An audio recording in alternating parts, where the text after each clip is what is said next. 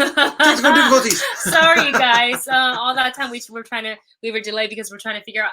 Hi, everybody. Welcome to our live stream. You're watching the Movie Couple channel. I'm Wendy. I'm Dustin. And happy Saturday to everyone.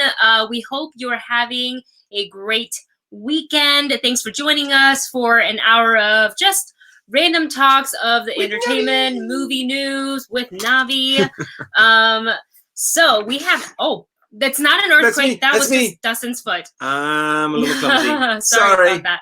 So you guys, today we have a lot of topics. We're going to talk about Darkseid going to be in the Snyder cut. JK Simmons to maybe possibly reprise his role as J. Jonah Jameson.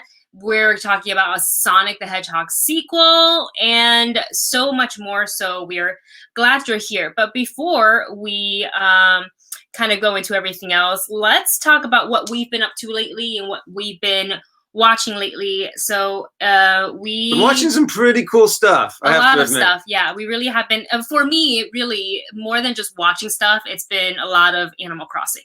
Yes, Wendy just bought that, and she has been playing it until like 4 o'clock in the morning. And I'm so happy that she's just sitting there. She's just, it's funny. She's just, she has like this smile on her face and she's just giddy. And I'm just kind of looking over at her every now and again. I'm like, oh, you're so cute. Because I know how I get when I get a brand new game that I'm like, yeah. Witcher 3. Yep.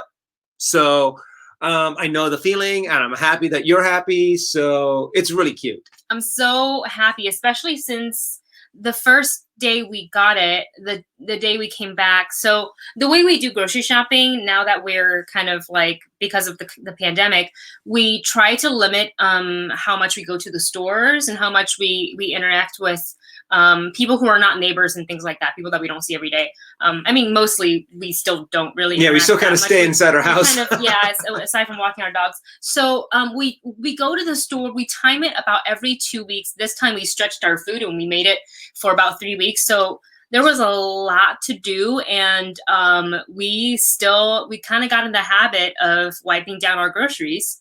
Instead of just straight up putting it away, we wipe it all down. So it's a whole ordeal where we have to plan and be like, okay, no videos are being made that day. Nothing is being done that day because it's all of our time and energies on the store. Yeah, it's just going to the store because we don't just, when we go out, we just don't go to one place. Yeah. We have to go like to the mailbox. We have to go to certain store. We have to go to the Trader Joe's. Then we have to go here. And then we have to go here. And we just do all of it at once. So we don't have to go back out for the 3 whole weeks. Yeah, for the 3 whole weeks. So it's like, and I don't know, it was really hot that day too. So I don't know if combination of that, of me not drinking water and a little bit of the stress that I put on myself. So I have no one really to blame but myself. Well, no, I mean, it's very difficult not to put very difficult not to put some stress on yourself because of the pandemic. It's something that just happens. Yeah. So it's kind of like the new norm that you have to deal with. How do you deal with the new stresses in your life and not let them get to you too much?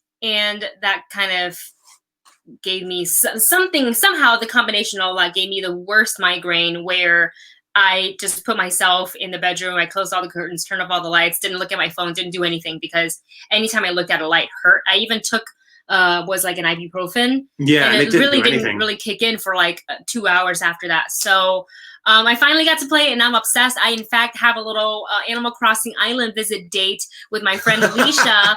I think that's hilarious. Much later after Come and visit my Animal Crossing. Visit my island. I was like, man, all I have is still a tent. I don't think my house is done yet. But anyways, sorry, this is not Animal Crossing talk. This is Movie Couple Live with Wendy and Dustin. So what other things we've been watching lately? Well, we definitely watched the SpaceX launch. Yes, this morning. Just what? It was a little bit over an hour ago. It was like around 12:30, I think. Yeah. But it was cool. I have to admit, I haven't been this excited for space in a while. Yeah. You know, I think it's been like 11 years. So should we put a person up there? Or no, that's not right. And there must, because I know there's people up at the space station right now. But they've been up there for a while. I think it's a few years, right? Yeah. Imagine spending years in space. Yeah, I mean, I don't know how. I mean, we get a little stir crazy being stuck in our house. Imagine what you'll be like if you're stuck in space in the same little spaceship for a long period of time. I can only imagine. Yeah, absolutely. But it was kind of exciting, and to kind of piggyback off what Debbie just wrote, who said, this is not easy, this new world order right now. It's great that you have Animal Crossing to take away the stress. And in a sense, the excitement of like seeing a rocket launch into space, you know, because there's a lot of technology, a lot of people involved, to kind of watch it and have that be a success. It was a nice, I don't want to say distraction, but that's really the only use. It really gave you back a feeling of not just normality, but extraordinary, good circumstances in normality, to where you feel like we're progressing. There's something better. We're progressing in some areas and going backwards in other areas. Yeah, but when you're watching the launch, though, you feel this excitement, pride and excitement, and the future seems brighter, kind of a thing, because we're excelling forward. And being able to see moments like that, especially now, is very helpful, I think. Yeah. And very heartwarming and very just nice and inspiring. Yeah. And I know that it's all over Twitter already. You know how when they had the drone ship and the rocket coming back, and the footage cut out for a second. That part. I thought when it landed. So a lot of people are saying that like maybe it's fake, maybe like whatever. And I knew that these videos like these were gonna come out. Look, believe what you want to, don't believe what don't you want to. But in the grand scheme of all things, it was still kind of really cool to see the rocket in space and seeing like also not very important and very superficial, but like the aesthetic of SpaceX and their suits. So cool. I was like, yeah, and Dustin was telling me how Elon Musk was inspired by the Avengers suit, and I'm like, bring a little pop culture into that, and even their helmets, they go. Kind of like the Iron Man helmet. And I'm just like, next step, nanotech. This is cool. This is really, where you can just touch it on your arm and you have the space suit just go all around you. Yeah, for really. So cool. Yeah. Let's see. So a lot of people are also asking in the chat that since we watched the launch for SpaceX, did we watch also Space Force? We did watch one episode last night. For me, it was fun. It was funny. It was a little messy. I feel like it feels more like a little bit. It kind of feels more of like a 90s what is that called? A police academy kind of goofy off the bat, very not kind of realistic kind of a thing. Because one thing that that bugged me a little bit was that all of the scientists were saying no, don't launch, and then everything turned out fine, kind of a thing. Right. And I'm kind of like, aren't we supposed to be trying to get away from that? Aren't we supposed to be trying to be like, no, we need to listen to scientists more? And this kind of promoted, oh, you know what? They're just worrywarts, and it's really not that important to listen to scientists. Yeah. But there were still some really fun comedy. I still love a lot of very Carell. Topical satire jokes. Yeah. So, and you can kind of tell. It's gimmicky. Vanja said it's gimmicky. It kind of is. Not in a really bad way. It's just, but it, we knew because we knew that going in. Yeah. That it was going to be, gimmicky. It's going to poke fun at some of the stuff that's happening, within our government right now. And I like that Debbie pointed out that don't forget the ship is named after the Millennium Falcon. Yay! That's SpaceX, not Space Force. So yes, we did watch it. We are interested enough to watch like another episode. So we'll give it another go. Maybe tonight, maybe another day. We will keep you updated. Probably by Wednesday we'll have watched another episode, so we can talk a little bit about that. Some of the other things that we are watching, obviously, Disney Gallery, The Mandalorian, and this latest episode that released yesterday talked about practical effects, which meant they talked about Baby Yoda. And that's pretty much, he was the star of this episode, where all they talked about was Baby Yoda. I mean, half of it was just Baby Yoda. And then the other half was like all of the other practical effects that they used. But oh my gosh, the way that they got this puppet to have just a life of its own, and to where everyone on set just was like thinking of it as a real character, as they were treating it like a real character. I'm like, that is awesome. I want a Baby Yoda puppet like that, just so I can do like some little shows and stuff behind the green screen and have fun with it. I think it'd be so fun to have like a little Baby Yoda puppet you can go out in the public with. At least like have a little mouth move or something like that. Yeah. I like that it took a person to operate its eyes. Mm-hmm. And then another person do, I think it's ears and mouth or something. Like there's multiple people for multiple features of the puppet plus the actual physical movement. And I will always have a love for practical effects. I think that's it. It always, to me, it always looks better when you have it against, when you're acting in an more intimate scene with these characters, and already a lot of them have heavy makeup on, masks on, and you add, you know, an adorable puppet that basically steals all your scenes, but it's okay because you're in the scene with them. You're just like, yes. Also, the actress, Gina, who plays Cara Dune.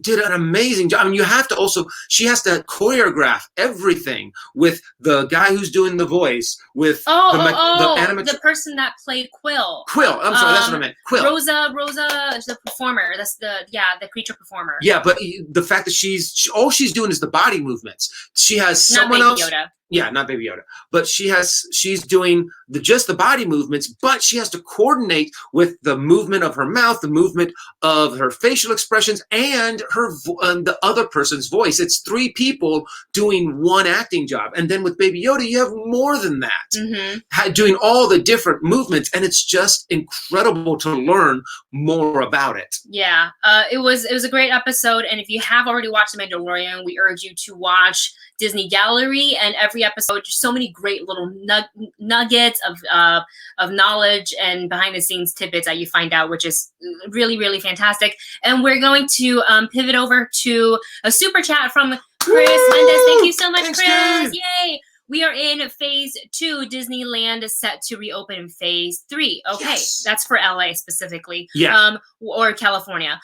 What is the first thing and first ride for you when you decide to go back for the first time? So that's actually a great pivot to our first topic. So let me just put this up. Disney, we're going to come back to that real quick. Disney World, since we're talking about reopening, Disney World is set to reopen on July 11th. And so we already know that some of the Orlando theme parks have already opened, or have already been greenlit to open with a date that was announced before Disney did, with Orlando, Universal Studios Orlando, and SeaWorld. So Walt Disney World over there has a few sub parks, if you will, that makes up Walt Disney World. So they have the Magic Kingdom and the Animal Kingdom that are going to be opened back up on July 11th. And then Epcot and Hollywood Studio is going to follow suit on July 15th. So all the restrictions, basically, they're going to have very similar to Shanghai and what Universal are going to be doing. Shanghai is already doing so. Social distancing stickers on the floor, probably for where you can and can't stand while you're in the queue. Limited capacity, and the guests have to kind of book their visits via like a reservation system. So that's going to be... It's going to be interesting. It's going to be like Galaxy's Edge. Galaxy's Edge just to get into the park. Just to get into the park. Kind of answer Christopher's question. Yes. One of the things that I want to do... Let me find a super when chat. I get back into Disneyland is I want to go back on Rise of the Resistance. Oh man, so bad. Again, I geeked out so much, and I probably ruined the ride a little bit for other people in our car because I was like, ah! Like the entire time. I think that was the actual sound clip of what the noise that I was making through 90% of the ride. I'm surprised I didn't get smacked upside the head from the people behind me. But fortunately, Wendy's like, Dustin. Yeah, it was like, you're sharing the ride with other people. You have to respect other spaces. Luckily, we were in the first row, so the sound would travel forward and not having someone behind you. You know what I'm saying? Yes. So I really want to go back and go on Rise of the Resistance and just see it again. This time not geek out as so much and maybe see if I can pick out more details. But I'm just super excited to go back and just kind of feel the ambiance of Disney again. Yeah, that ride exceeded my expectation because I had heard bloggers talk about it, friends who have gone on talk about it without giving too much away, and I'm just like, is it really that immersive, or are you just like caught up in the hype? And then I get in there. There's actually a vlog of us that I think the title is "We Finally Got on the Rise of Resistance" because we actually tried twice. And it's a whole effort. It was a whole effort where I was like, maybe once is enough for now. And that's kind of what I'm curious about. When Disneyland California does open, I'm curious on if they're still going to have to do reservations for Rise of the Resistance. Yeah. Because, I mean, if you still have everyone, 90% of your park goers, as they enter, go straight to Rise of the Resistance, that means you're going to have, it's probably because I bumped it. So many people, I mean, you have most of everyone who's in your park in one area. Yeah. It's still hard to do social distancing because everyone wants to go to one place. Yeah. I would think that you could still do the reservations so people will be more spread out throughout the park, but it will probably now be easier to get a reservation, and you could probably get a reservation later in the day as well. They just want you to be spread out and not clumped all in Galaxy's Edge at Rise of the Resistance. Yeah, and like, I think because California is currently on phase 2, when we get to phase 3, it doesn't mean that it's mandatory for Disneyland to reopen, right? They can reopen if they like to. Yeah. Well, they won't go into phase 3. Phase 3 is them opening up, right? I think he says, set to reopen in phase 3. Okay, so they continue. So they won't go into phase 3 until they're ready to open. I think it's, and you guys can correct me if you want to in the chat. I think what Chris means for phases is the guidelines set by the governor of California, not the Disney phase. So we're in phase 2 right now. When we get to phase 3, that means businesses that fits this checks off these boxes can reopen if they want to, but they don't have to.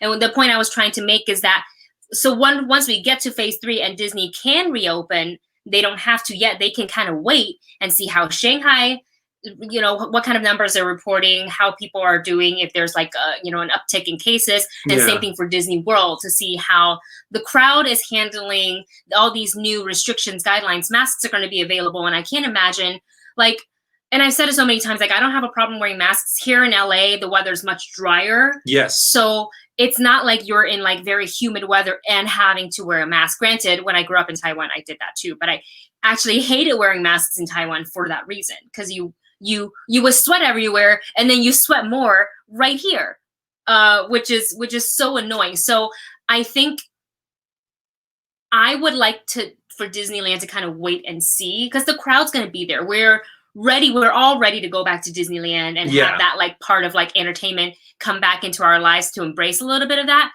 So I think if they want to be extra safe for their employees, for their workers specifically, to kind of see how Florida and Shanghai do, and then they can start reopening. I guess I imagine most Disneylands are going to follow the same procedures. Yeah, which includes masks, limited capacity, temperature checks, and they're also not going to be doing fireworks and parades. They're going to temporarily suspend those, because then a large crowd would gather. If you've ever been to any of the theme parks during a parade or fireworks, it's like shoulder to shoulder crowds. Oh yeah, and even if you're walking through, you kind of having to do this. It's a lot of crowds, so that's it's going to be really hard to social distance when you do that. So that's what I would think that Disney's going to do. So for me, what is the first thing in the first ride for you once you decide to go back?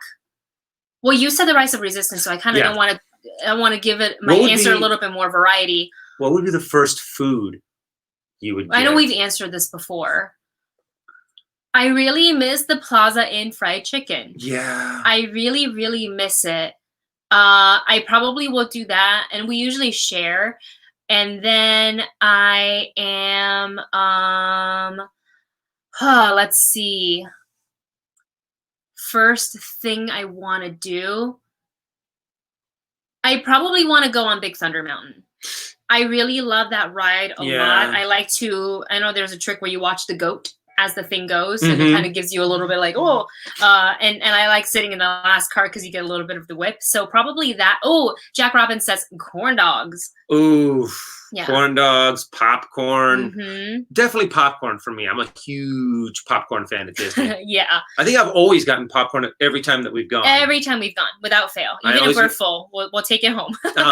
I'll eat it on the way home. Yeah, exactly. And I see a lot of you guys are saying in the chat that you, like, especially Alex said that he would wait and see, he would wait until there's a vaccine before going back. That's very smart. Move. Yeah.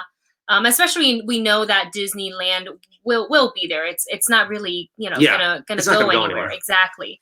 Let's see what else. Reservation, I think this is from Debbie. I think there'll be the name of the game for a long time. That's absolutely right. But I think these restrictions, they're meant to keep everybody as safe as possible. So when you do go back, bring your patients. Chris, I want to know that now that you've asked us what's the first thing that we want to do and the first ride that we want to do, what are some of the first things you would want to do and first ride that you would want to ride for the first time? Go ahead and put that in the chat as we move on to our next topic for the day, which is, hey, look, Sonic the Hedgehog is getting a sequel. So this movie, we all know this, famously redesigned its lead character after the initial trailer, which got massive backlash. Massive hate. Massive hate. Sonic's design, which just didn't look right. The human teeth really freaked me out. Oh my god! More than anything else, I was like, "What is that?" The whole body structure, the whole facial structure of Sonic originally was so weird. It's tall and lanky, why like I still think it's a conspiracy. It's Dustin's conspiracy theory. It wasn't really going to ever look like that.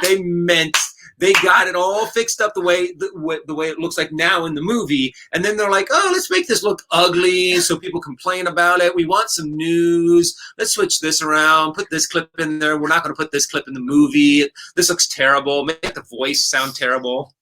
I don't think they did that. I think they really just designed what they thought was a great representation of Sonic, and then the crowd, the audience was like, no, it's not.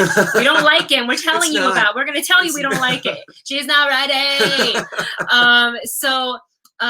This movie actually, once they redesigned the character, put out a new trailer, which we did a reaction to as well. The movie ranked #1 in the box office upon its release, and this movie stars Ben Schwartz as the voice of Sonic, who was also in Space Force, James Marsden, and of course Jim Carrey plays Dr. Robotnik.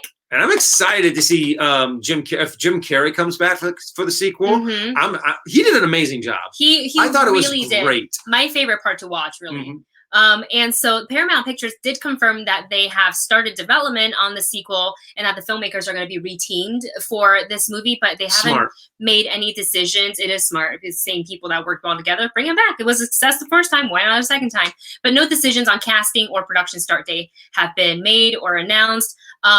And I don't want to spoil anything, but the Sonic movie gave us a end credit scene. A very fun end credit scene that kind of opened up the possibility of a sequel, which now we are definitely definitely will be getting one. So our question to you guys is, did you watch Sonic in theaters? Did you like it? And do you think Sonic broke the video game movie curse? That's a good, because if it's getting a sequel, it's obviously did pretty well. It made some good money, and critics liked it. Now, true, it's not going to be one of those Academy Award-winning kind of films, but it's also a video game movie. It's a video game movie. It was so fun. At first, I was kind of like, man, they're going to go so far away from like the game aspect of it. But they really the story was good. It wasn't too far-fetched because it's set in its own little world. And also I thought I was going to mind like Sonic interacting with humans, and I didn't mind that at all. I actually found that really endearing. Let's see what some of you guys are saying about Sonic the Hedgehog. There was a time Jim Carrey hated doing sequels. That's why he didn't do Masks 2 or Ventura 3. So it's possible that he doesn't come back. But how do you not have like the lead villain? Well, no, I think the lead villain in the video game too. I mean, I don't think there's ever not a Dr. Robotnik in any of the games. He has his hand in everything wrong that happens. I mean, I think it was also, he was the one who also created Knuckles and the others. Oh shoot, what was the other Sonic's name? The one that was like the other Sonic, the Black Sonic. But yeah, yeah, I mean, it's going to be tough not to bring Jim Carrey back, but I wouldn't be surprised if he has like a smaller role and then it focuses on some of the other characters that you want to introduce into Sonic. Then if that second one does well, then you can bring Jim Carrey back in a larger kind of role to be more of a big baddie. He finally figures out how to bring him and his entire robotic army through from the Mushroom Kingdom, or he bumps in to Princess Peach. Worlds collide. Wouldn't that be hilarious? The Olympic Games. If you found a way, since he's in the Mushroom Kingdom, that he starts exploring and he does find a castle with a princess and 2 plumbers. That would be the weirdest crossover ever, but I also like wouldn't hate it. And just to kind of make a quick sidebar on Chris, we asked Chris what he would want to do after Disneyland reopens, and here's what Chris has to say: I want to finally build a droid. Us too. Chris, which one would you do the BB unit or would you do the R2 unit? Let us know. We wanted to do the R2. I want to do an R2 unit. We wanted to do the R2. He seems a little bit more stable, and you can actually like remote control him around. And if a you little race bit. him, he wins. Because I saw the BBs and they're a little bit like more wobbly, but and when you watch them, they're gonna go wow, wow, wow, wow, wow. You like it goes, and don't get me wrong, it's cute and adorable and awesome. But I think I'm also a little bit of a traditionalist, and I love R2. I love BB-8 in the movies. So cute. But yeah, I think I'm a little bit more attached to R2. So definitely, that would be such a fun thing to do is to build because I already built a lightsaber. Yeah, I want to build a droid. And he would also like to go on the Rise of Resistance for the 4th time. Al, you're so lucky. And eat at the Blue Bayou again. Oh my gosh. I missed the Blue Bayou. That's where I took Wendy after I proposed. Right after he proposed. We went to Pirates of the Caribbean. I had planned for the caricature of the wedding, the proposal, caricature. And then we went straight from there into the Blue Bayou, and it was wonderful. It was wonderful. I don't remember half of it because I think I just cried through everything. And also I have a follow-up Christian. I have a follow-up question for Chris. What has been the best score you've gotten on the Millennium Falcon, and what's your favorite job on the Millennium Falcon, whether it's pilot, gunner, or engineer? I thought it was going to be pilot because we piloted multiple times, but now I think it's the engineer. Yeah, engineer is pretty fun. That's my favorite. All right, let's move on to our next topic while people write. Debbie says I want to build my own droid, even though I already have the BB-8 droid. I have the little Sphero one of the BB-8 droid, but I haven't built my own yet. But I really would like to. The only problem with the Sphero one is that it doesn't really work on carpet, and our entire house is carpet. Our entire house, because the dogs like to chase after it. It's actually really cute. Falcor loves it. Alex says, hold on, let me just switch the banner real quick. Okay. Alex says, I thought Detective Pikachu was a better video game movie to me, and I honestly hate how Sonic was a generic road trip movie. Oh, that's true. Actually. Pretty much, but it was a well done road trip movie. You're absolutely right. It was kind of formulaic, but they did the formula very well. Yes. But yes, honestly, I would have to say that I liked Detective Pikachu a little bit more than I did with Sonic the Hedgehog, even though I had fun in both of them. Yes. And both of them had their pros and cons. Agreed. And Alex says, hopefully whatever the sequel does will be more imaginative. I agree with that 100%. I think they can now 100%. they can take a little bit more bigger risks with the second one, because they now know that the characters that they have, the relationships that they have work. So now that you have that, you can now kind of, let's play with these characters a little bit more and put them in different situations. Yeah, they're a little bit more fun. Absolutely. A little bit more original. Yeah. So yeah, because especially they know that the audience are probably going to come back for the sequel. Yeah. So they're just going to be like, well, we can really have a little bit more flexibility with that. Let's see. All right, next topic we have today is we're going to talk about Upgrade. Remember that movie? It was a 2018 movie, and it was directed by Lee Wynell, and now it's getting a follow-up TV series. So the series is going to pick up after a few years of the movie. So It's set. Yes, I was going to repeat what I said. Yes, the series will pick up a few years after the events of the film, with an evolved version of STEM and a new host. And then there was this like a quote that I just pulled from, I think it was Variety or maybe Deadline.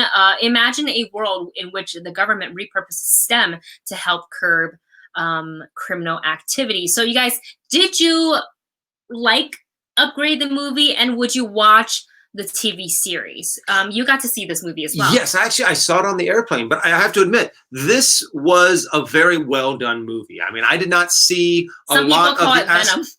Yeah, it's pretty much what Venom should have been. I liked Venom. Venom was okay. good, but I think that Upgrade had a lot more of the aspects that I wanted to see in a Venom movie. Agreed. Yes. And I do also think that this world that was created in Upgrade is actually ripe for a great TV series, because you have all of these different technologies, not just STEM in the back of the guy's neck, but also the fact that you had all of these different technological upgrades that were done to people. Yeah. So I think being able to expand this world a little bit and get to play in it a little bit more freely, I think is a great idea. And I'm really excited to actually see this TV show. One of the things that I really liked about Upgrade was the way it shot of all of its action sequences, because just like Venom, the host kind of essentially was trying to fight his own like mobility, because STEM had taken over his body function. So he's kind of like, how did I do that? No, I don't want to. I'm stabbing. I thought that was hysterical. The first fight scene that he does, where STEM just takes, his facial expressions were great. The opposite he's of like, oh my god, but he's still kicking the guy's ass. He's like, no, please don't, please just stay down. No, stay down. I don't want to. Boo, boo, boo, boo, boo. That's got to be hard for an actor to do, because typically in a stunt scene, you want to put that in your face. Your face has to be the opposite of what you're feeling. Yeah, exactly. That's tough. And I think I just dropped my phone. We are such klutz today. We've been running all over the place since we woke up. Another thing that I really liked about Upgrade was like, they made it an R movie. Yes. It was real graphic. They definitely can't do that on TV unless they put it on a platform like an HBO or Netflix. So if it comes to that, great, I'm all behind it. But if Upgrade were to go the route of just like cable network, I think it would take a little bit away from what everybody liked a lot from the movie. And I'm not talking just about gore. I'm talking about the freedom of being able to show like how advanced and how dangerous this tech can be. And how brutal it can be. Yeah, absolutely. So I'm definitely, it really should be on like an HBO or a Netflix or something that they can get away with at least a rated R kind of thing. I mean, but I loved how they handled their action and their violence in the movie. So if they're able to duplicate that in whatever station or a platform they're able to put it on, I'm game. Yeah. And a couple of you guys have chimed in on the topic. Alex says, I didn't know that the series was a continuation of the movie. That sounds so cool. And count me in. And then we have Black Bona Lala, who writes, that depends on who will be involved in the Upgrade TV series. Yes. And we know that's going to be a new host, so it won't be the same actor. But it would be interesting, and maybe down the line too, if we think we do like multiple seasons, that there's more than one host and they fight each other. Yeah. You know, maybe one's a little bit more embedded by the STEM and doesn't, because that's what STEM kind of did, just take over. Oh, and that's actually something that I was thinking about. Andrew. Let's go ahead and read what Andrew says. Okay, so Andrew said, sounds like what Westworld season 3 had with an AI that monitors everyone to prevent crimes. Honestly, that's what I was thinking that this could have a very close vibe with, is kind of a Westworld kind of vibe, where it really does talk about technology and society. Yes. And its effect on society and what happens if something goes wrong. And it's always a very interesting conversation that we have been in movies for years, ever since I was born. All the way from Terminator. Oh, yeah. What happens when the machines turn against us? Yeah. And what's that Will Smith movie? Is AI, right? Oh, yeah, AI. AI. Yeah. Or iRobot. iRobot. AI is a different movie. AI is the one with, what's his face? Yeah. The little, Topher Huh? from What We Do in the Shadows. The first. No. I can't remember his name. Oh my God! Oh, I see no. dead people. Something. Oh no! Wait, hold on. I can't believe The chat's gonna beat me to the internet. So this is why we don't do the schmodown. This is why we don't This do is why the we can't do the schmodown. schmodown. Haley Joe Osment. Sorry, I didn't even have to Got look it it. up. I just had to think about it. It took me a few seconds. But that was over the 5 seconds. Minority Report's a really good one. A good example. Report. Yeah, Minority Report is a great example. We have a super chat that we want to get to from AMR Nail. Hi, thank you for coming by. Thank you so much. What movie do you guys think should become TV series? For me, I, Robot. Miss Will Smith in a TV series. Oh my God, I really do miss Will Smith in a TV series. Yeah. He's got a very captivating presence on screen, and like I miss the Fresh Prince and I miss all of that.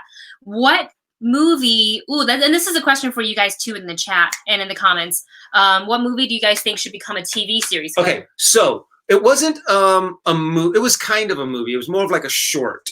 On Netflix, there was this series called Love, Death, and Robots. And there was the one, I can't remember the exact title of it, but it was the one that started off in like an old time kind of, I can't remember what even culture it was, but it was the shapeshifter with the fox.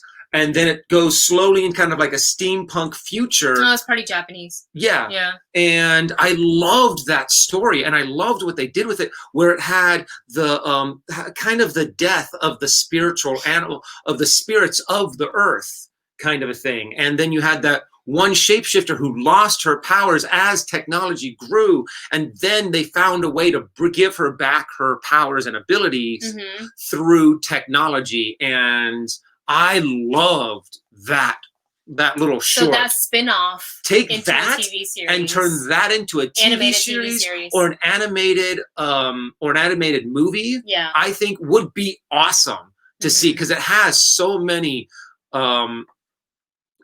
social commentaries on life that I think is just really cool. That I'd love to. That's more of like a short turned into a movie or a short turned into a TV show. TV show would work but better. yeah, that's something I want to see more of that. A lot of great suggestions from the chat too. I think, and we're going to get to that in 2 seconds. I honestly, and I know this is not like super original at all, but I love the Sarah Connor Chronicles so much. Oh, and I thought it was too short-lived, and I wanted to see more of that, and I would like to see something like that come back. But I kind of want to bring the cast. Like, I want to see Lena Headey or Hetty. She was so good as Sarah Connor. I want to see Summer Glau back as the Terminator. Like, she was so good. I know it's a lot like River. I know there's similarities between the character she played in the Sarah Connor Chronicles and River. And she's so great at both. But I also miss seeing Summer Glau like on screen. She was just so kick-ass, and I was like, put her in stuff, you cowards. Put her in stuff.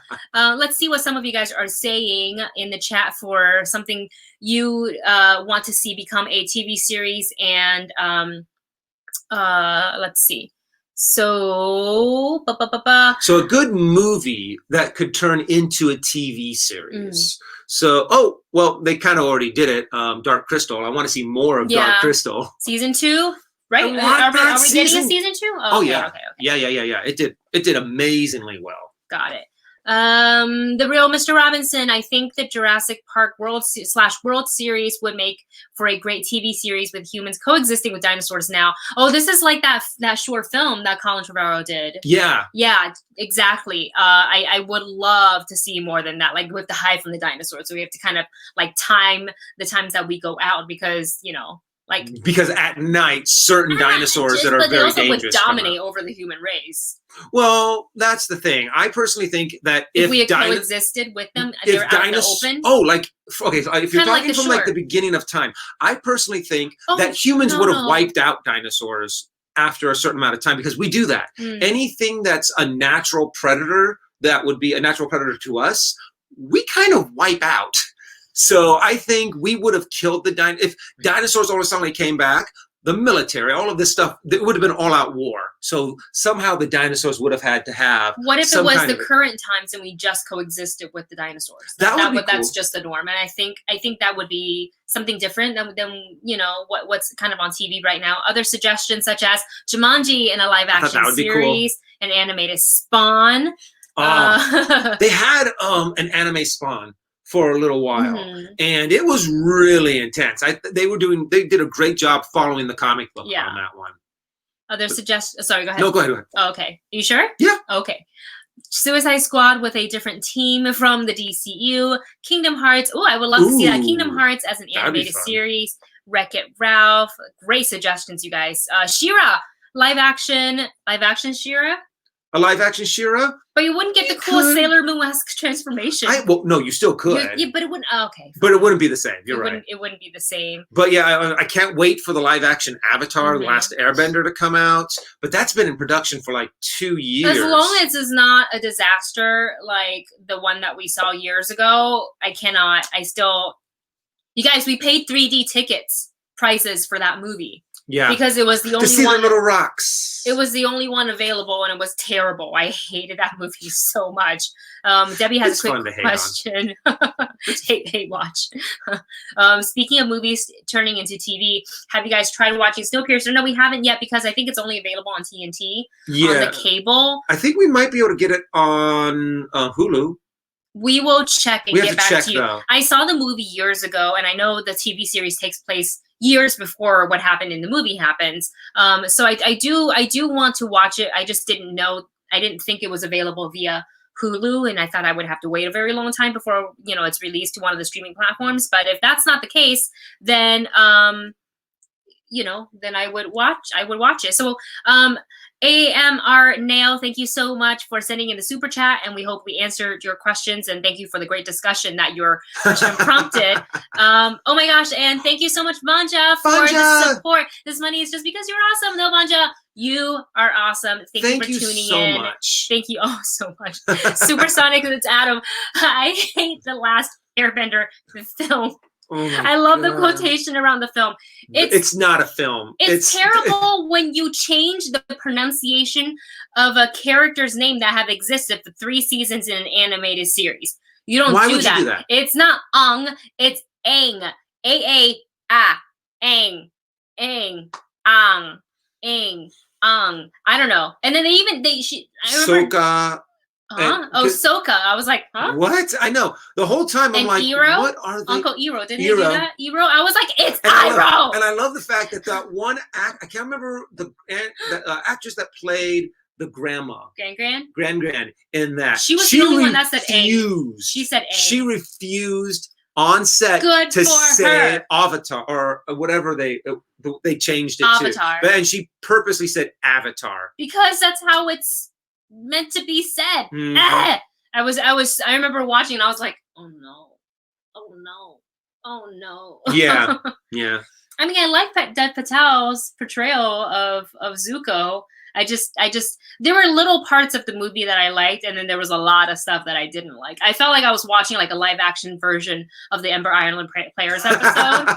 I love that theory that this movie is actually based on the Ember Islands show that they have in the season 3. Yeah.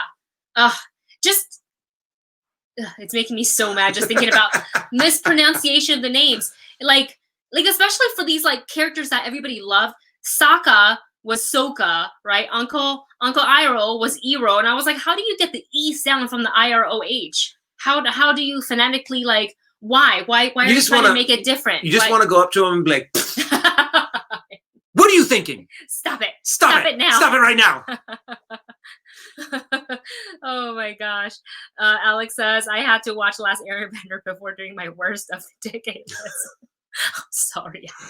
Oh, and boy, it was as bad as everyone says it was. It was kind such of a disgrace to this is. It show. really does get the worst of a decade kind of a thing. There really isn't very many movies that are much worse than that one.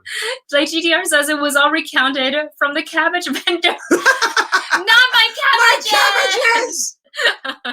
Yes, we could talk about Airbender. Oh, there was forever. an accident a Oh, few go ahead, days yes. ago, where a cabbage truck on the freeway spilled all the cabbage, and someone made a meme that had the cabbage guy. Part of me felt really bad for the truck and whose cabbages those really were. Yeah, but so all the money lost. It showed the clip, and then at the very end, it went, "My cabbages!"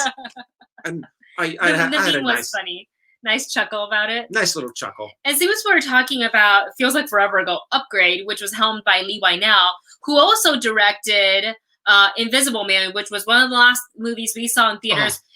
Part of, I guess, you can still say it's part of the Universal Dark Universe / Monster Universe. That takes us into our next topic, which talks about, not that, but this. Ryan Goslin rumored to star in Wolfman Reboot. So, yep, the universe, the Dark Universe, Monster Universe, very much still alive. They're gonna electrocute this thing until it comes to life. Well, maybe getting off the ground again, because with the success of Invisible Man, the studio is now moving forward with Wolfman, and actor Ryan Goslin is being eyed for the role. There have been meetings with directors over the past month, and we could maybe hear about a decision about who's going to be helming this movie soon. So our question to you guys is who would you like to see as Wolfman? And was it Ryan Gosling? Right, yes, but who? Fantasy casting. Oh, who else would they like to see as Wolfman? And is a Wolfman reboot something that would interest you, especially following the movie Invisible Man? And now this is kind of like the new direction that they're going to go with, like the universe. And you know what? Honestly, I think this is interesting. The way that they took on the Invisible Man was a very good change that they made. They made it a lot more tangible, a lot more grounded in reality. I think they can kind of do the same thing with Wolfman. I think what they should do is have something to where the military figures out how, like, they find the werewolf virus, and then they're kind of like, well, let's tweak it a little bit, and they start injecting it into some of their soldiers, or into one soldier. And then you could start having it to where at first it seems great, but then the werewolf virus actually starts to make him, when he's not in the werewolf shape, more aggressive, harder to control, more wild. And then you can also bring in the invisible suit, because the whole goal of these movies, these movies are to bring in, is to make the dark universe connected. So, and I think the only way that you can really do that for Wolfman, is to somehow ground it in science with a little bit of superstition, supernatural in there. But I mean, once again, I'm going to bring up Love, Death, and Robots. They had an episode that talked about werewolf soldiers. And I thought that was a really cool basis to kind of be able to bring the werewolf fantasy, the werewolf storyline into something that's a little bit more grounded.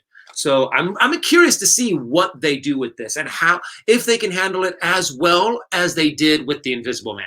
Yeah, I think I want to see them, and we're going to get to Super Chats in 2 seconds. I'm just going to wrap up these thoughts before they escape my head.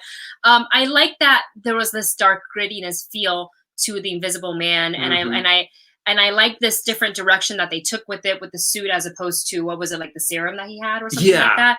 I really like all of that. I would like to see that continue with Wolfman, dark gritty, and I think Ryan Goslin, we've seen him in, I think it was like Drive, can be very dark and gritty. And I don't feel like I've seen him in enough films recently. So I really would, I don't mind this casting. Another person I think that could probably take this on, probably Zac Efron.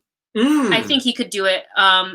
We haven't really seen him in this capacity where it's like a darker horror. And I think it's something that I like to see how he does. But Ryan Goslin is a great choice, and I would 100%. He's a great actor. Yeah, great actor, and I think this would be up his alley. So let's go ahead and get to the super chat from Blackbone Olala, who writes, "What are your thoughts on the Snyder Cut?" Hey, guess what? That's going to be the final topic of the show. So stay tuned. We are definitely 100% going to be getting to it. But I am, just initial thoughts, I am excited for not just that we get to see his cut of Justice League, but that the fans who have been crying for this for years and trending, you know, hashtag Release the Snyder's Snyder cut and everything, that they finally get to have this, Yeah. and that there's an outlet for this to be released for everybody to see.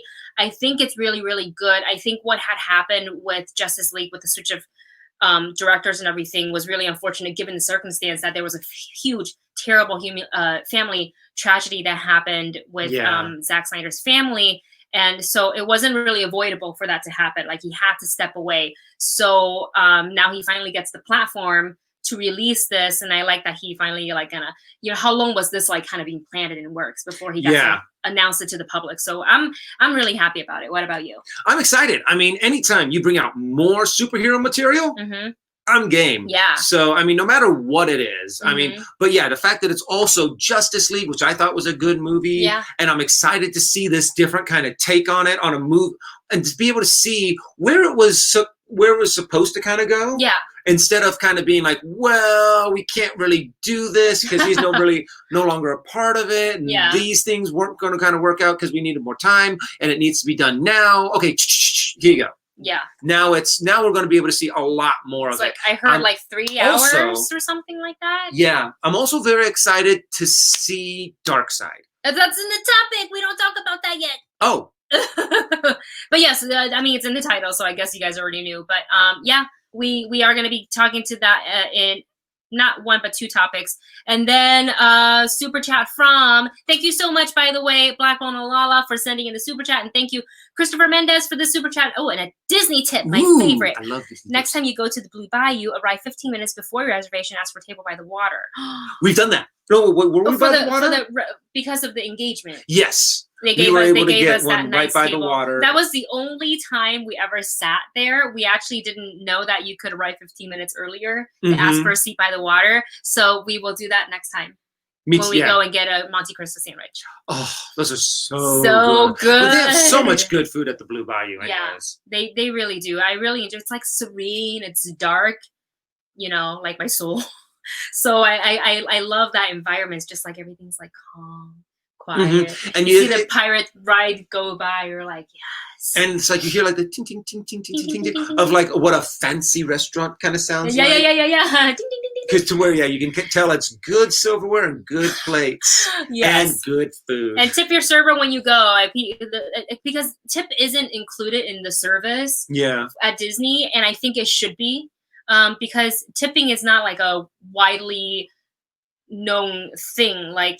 When we go home to Taiwan, like, we don't tip at restaurants. That's not like customarily, it's not a thing there, because I did it. And my dad's like, what are you doing? And I was like, I don't know. He's like, we don't do that here. I was like, I'm sorry. Okay.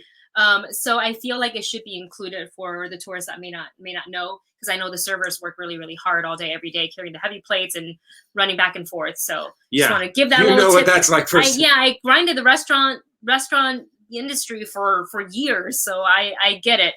So thank you so much for the tip, Chris. And I want to build an R2. The right pilot is my favorite. That's the one where you get to punch it. Yeah, that's Yeah, because that was the one. Drives. That was the one that I got first, and I loved being able to like punch it. Yeah, and I just geeked out the first time I played it. I wonder if Christopher has unlocked the Chewbacca mode. Oh, have you done the Chewbacca mode? Let us know. Sorry if I missed any previous comments from you. I tried to scroll back up, and it wouldn't let me scroll up that far anymore. So I'm really sorry if I missed it. And thank you for the super chat. Thank you so much. Thank you guys so much. We really appreciate all the super chats, guys.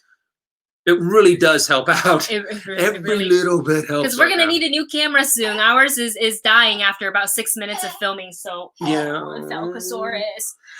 And yeah, the dog, and also new computer and stuff. So, everything of mine is breaking because it's like 5 or 6 years old. I'm still using the same equipment. Okay. I forgot that we asked about their fantasy casting for Wolfman, so we're going to read some of those right now. Dwayne Johnson asked I just want Dwayne Johnson and everything. Jason Momoa asked Wolfman. 100% I would watch. 100%. And you know what? If they're going for like a military kind of theme, having like a guy that is just huge my God, would be awesome to see him turn into a werewolf and then go into battle. Because I think that's going to be something that a lot of people want to see. It's kind of like, you know, when you make a Hulk movie, you want to see the Hulk smash things. Yeah. So, but you want to see a werewolf get just totally, just turn and just turn into a werewolf and just go into battle. That's why I think like the first Underworld did so well, because it was just, that's exactly what people wanted to see, was vampires and werewolves just beating the living heck out of each other. Exactly. That is absolutely correct. Chris says, no, not yet. Need a good crew with me to do the Chewie mode. Yes, that's true, because you have to hit all the things, right? Yeah, there's a whole sequence like where you have to like go in and you have to like coordinate, be like, okay, nobody touches any buttons, so you can't go with strangers. Who just want to like touch things, which is like kind of what I want to do when I go like, buttons. But wait, you have to push all of the buttons that are lit, I think, right? And so everyone has to go to their section, and any button that is lit up, that's when you have to go, and you have to push and hold it until the ride starts. And then Chewie just yells at you. And then throughout the entire ride, instead of handing Hondo, you have the entire ride, and you're like, what is he saying? As the thing comes up.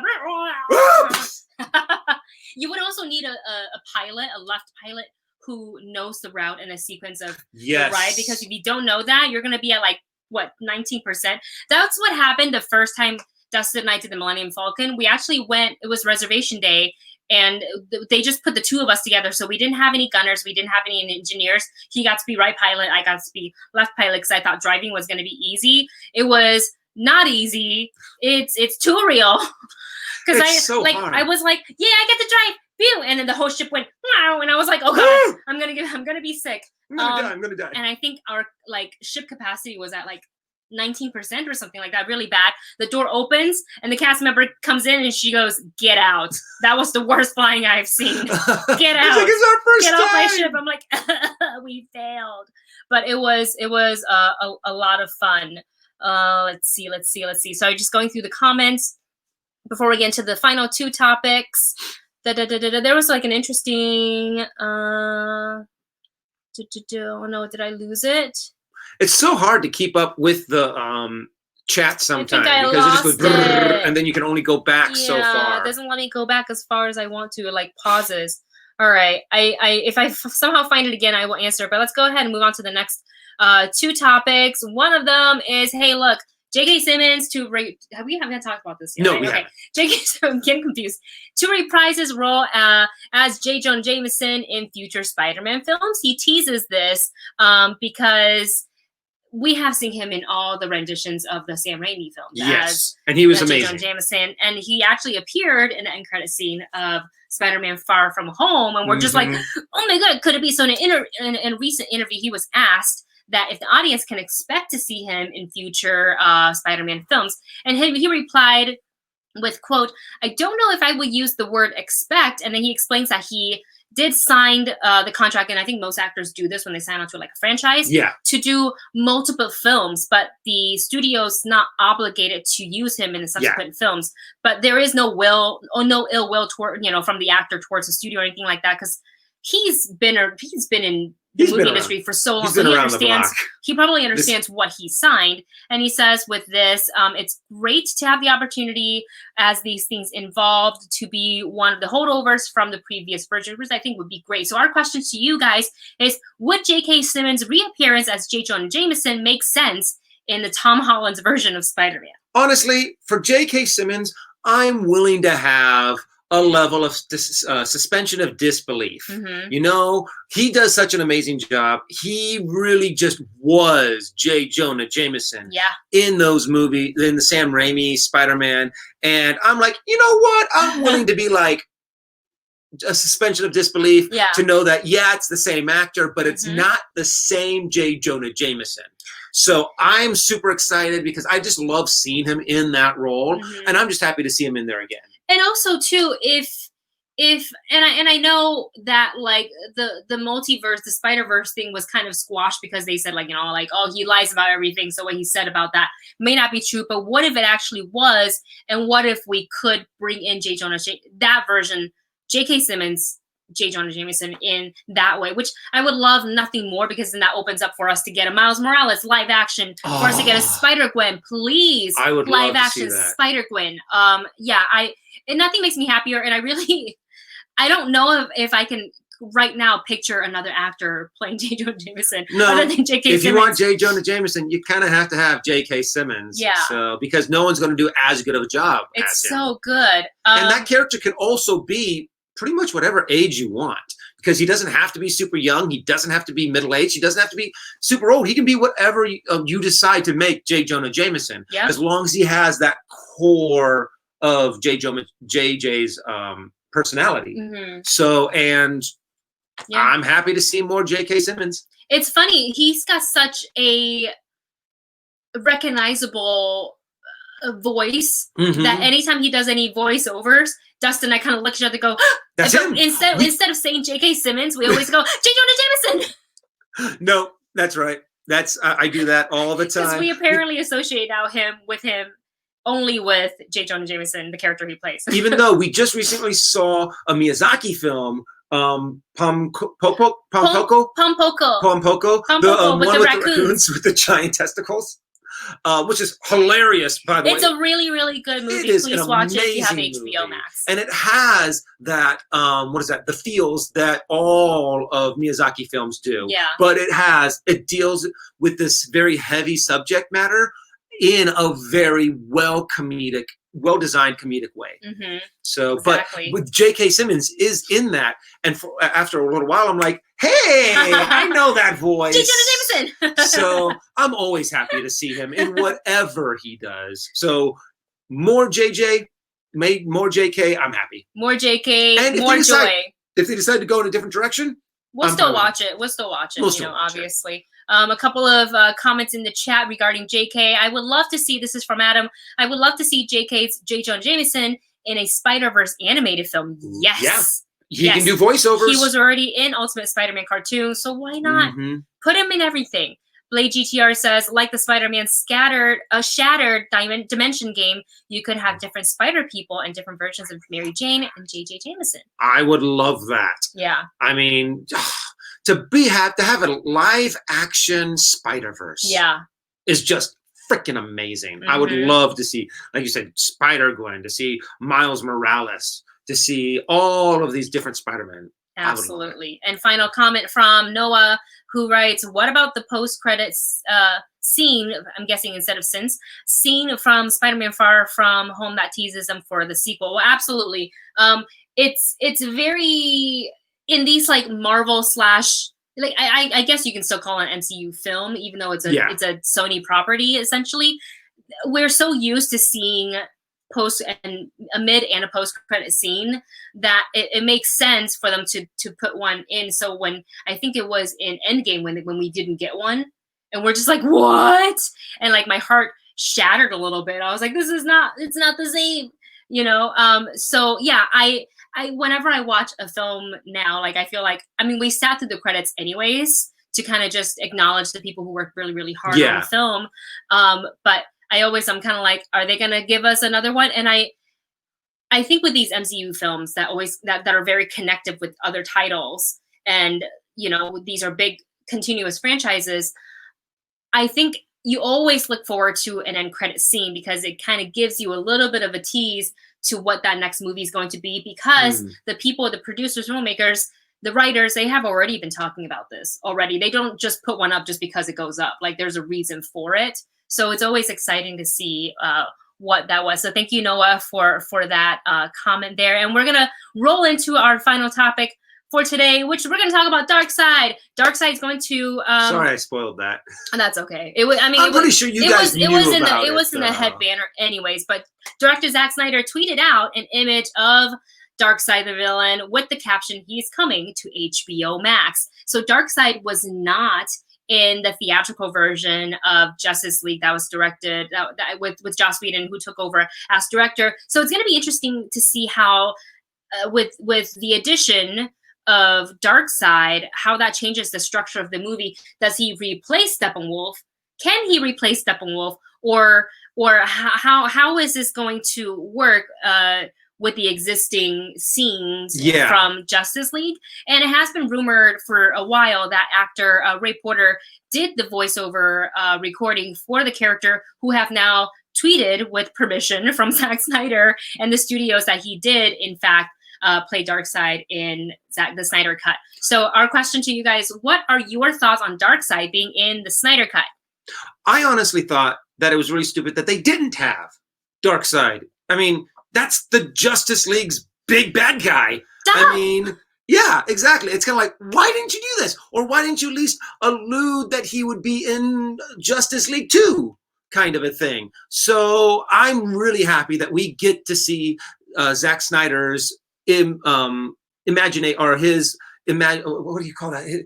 What he imagined Darkseid to be, his take on Darkseid, how he would have shown it in the cinematic universe, which is very, very interesting. And I really, really want to see that. Yes. So, and some of the pictures that I've seen, and he looks really cool. And I think those are just concept art. Yeah. I think those are just concept art. And we know it's going to be a CGI character because the actor Ray Porter did the VO for it. It makes sense. It makes sense. I liked Steppenwolf was fine. The mother box and everything fine, but I was actually looking forward to seeing Darkseid, and that was like the rumor for the longest time. And then we didn't get it, not even in like a, I don't think we got it in like a, was there an end credit? I can't remember. Oh, there was an end credit? But it wasn't Darkseid, It wasn't Darkseid. What was it? Oh, wait, the end credit was the race between Flash and Superman. Oh, with the mustache.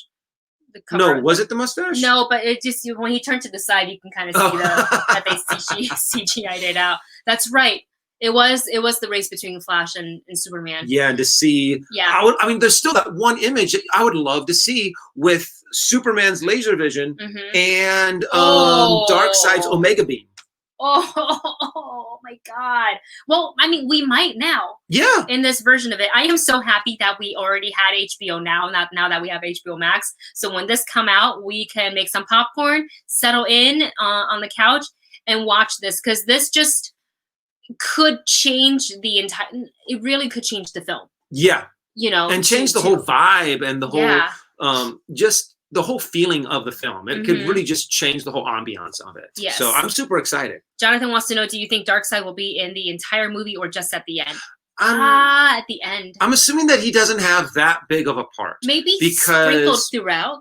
Maybe. Teases maybe, you know, maybe there are some shots of kind of like what they did with Thanos when he was just on the throne for like 90% of the MCU. For the kind of a thing. He has this most of these moments where he's talking to Steppenwolf, telling him what to do, and he's kind of, because you know Steppenwolf is kind of Darkseid's minion.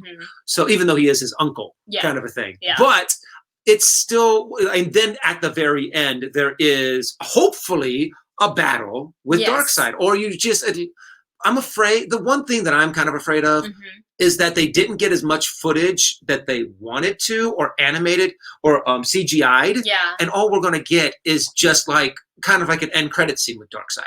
I want to see a good portion of Darkseid's handiwork in what happened in Justice League, even if he's just like the puppet master. Yeah. Because that's kind of what he is too. I mean, then when he goes in for the final blow, that's when he's on the front lines. Yeah. But I just want to see a good amount of them. Yeah. I don't want to see just like one little dinky. But I don't feel like he needs to be in the entire movie either. No, his presence would be good enough for most of the movie. Yeah. And a couple of comments from our chat. Alex writes, Darkseid being in Justice League is the prime example why I didn't like what Snyder was doing with the MCEU. What worked? This, oh God, what in the world? No. It's because I read the word Thanos before I got there, so my mind switched. Okay, what Snyder was doing with the DCEU. What worked with Thanos was that they didn't make him the villain of the first Avengers. Oh. But they did make him the puppet master. Kind of a thing. So now that, but I wonder if that's then it would be different, because the biggest difference is that we didn't get that in a theatrical release. So now that we have seen the theatrical release, this serves as like a different interpretation of like the movie, and what would we still welcome it, knowing now that Darkseid is in it? Yeah, you know, it's a good. I mean, and I don't know, but that's a really good point, Alex. Black Bonalala says, I think Snyder might redesign Darkseid, and that makes sense. The comments just literally jumped. Like, what happened? It's like 500 people all of a sudden put their comment in all at once. Yeah. And you're like, wait, there was one I was looking at. Okay. Jonathan says Lex Luthor and Deathstroke talk about Legion. Well, that's right. That was one of the end scenes. That's right. Yes. That's right. Oh yeah, put him back into Deathstroke. Mm-hmm. He looked really good. Yeah, he did. Wait, wasn't that in Aquaman? Joe Manganiello? No, that was.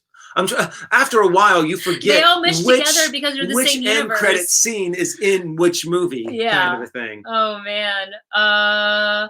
Jack says in the show, Supergirl and Flash made a preach to get the Flash back home. So maybe then they'll tease Darkseid coming into their universe at the end of the movie. That would be cool. It's possible. And I love those crossovers. I think that's sometimes the coolest to see. A lot of people just mark it up to fan service, but it's still cool to see some of your favorite characters interacting with each other. Yeah. And we have a super chat from AMR Nail. Thank you so much, dude. Never heard of Darkseid before Justice League, but I didn't like Justice League because the story and the character development. Darkseid doesn't mean much to me. Just want a better story. Yeah, I can agree. I can agree with that because, so comic book movies exist, and the comic book sources exist, but not all comic book movie viewers read all the source material. Yeah. You know what I'm saying? Like I would be one of those, like if you ask me like XYZ about certain DC comics, I can't tell you because I'm not as avid of a comic book reader as a lot of people. Yeah. Like people like Schnepp. I could have asked Schnepp about anything. About DCU, MCU, anything. Like he'd be like blah blah blah blah, and then he would just go off. He would just go off, and I'm just like, wait, you lost me. What? You know, like he could tell you like in this issue on this page and the frame and everything, just like the knowledge is so, it's insane how much knowledge he had. So it makes sense that some people may not have heard of Darkseid before Justice League. And I felt that, okay, and I hate to like keep comparing Marvel and DC because I love them both. I really do. And I like Justice League. I actually enjoyed it so much. What worked for the Avengers was that there was a very long and slow buildup that really was worth it with the first Avengers film. With the first Iron Man film. And they chipped it away little by little by little by little until we got a standalone Thor. Then we got Captain America. Then we got the Avengers. And then we got all these other little standalone movies that finally, like it took 10 years to get there. Yeah. Where I think with Justice League, it took less time. They tried to... Granted. They were trying to play catch up. They were trying to play catch up. Granted, we've had tons of Batman and Superman films in the past. So these are very well-known characters. But I think what I would have liked to see to kind of speak about the character developments is that you want to see like that version of Batman. And at the time it was Ben Affleck. You want to see him having more than just like 1 or 2 movies. Yeah. Before, you know, we get into this huge ensemble movie, because I think ensemble movies are hard, and you kind of want to have like a little bit of a detachment to all the characters before, so you can invest in them, right? Not just like the 3 that everybody knows about. So like I feel like still till this day, I feel like Cyborg was kind of like overlooked. Yeah, and I liked him so much, and I was like, man, like Ray Fisher was so cool in this movie, but like, where was his standalone movie? Where was the Flash standalone movie? You know, where was all of that? Like, and I know there were struggles in the movie, so I just. And then you had an origin story for Aquaman that came after his introduction, kind of a thing. Oh, sorry, Debbie.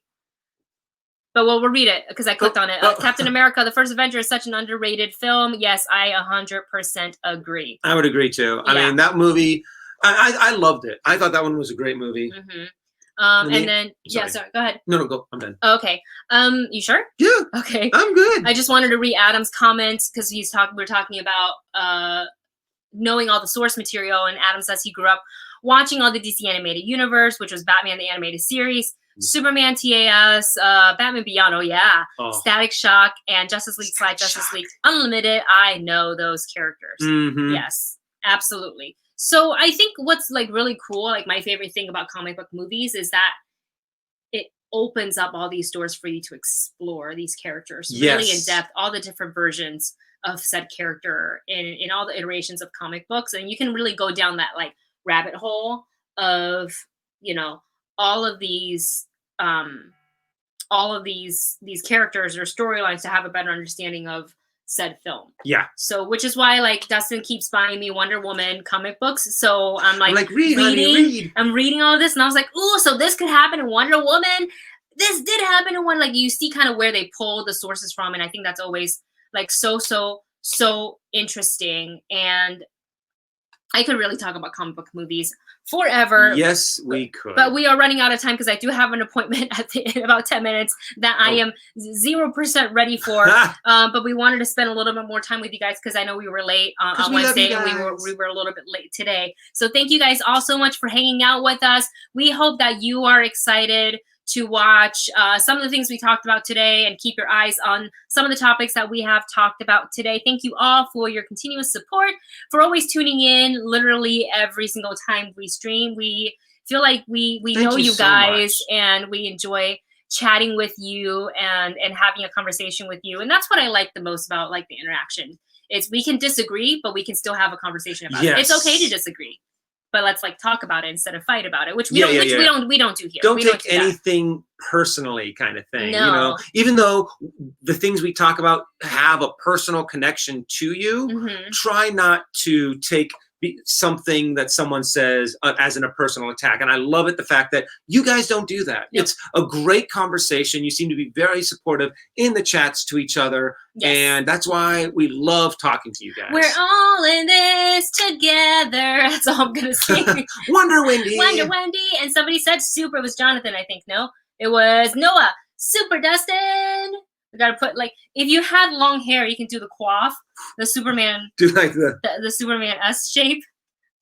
Not anymore. There we go. Not anymore. Maybe one day we'll dress up Navi in her Wonder Woman like costume and Falcor in his Superman costume, and we'll bring him on one day.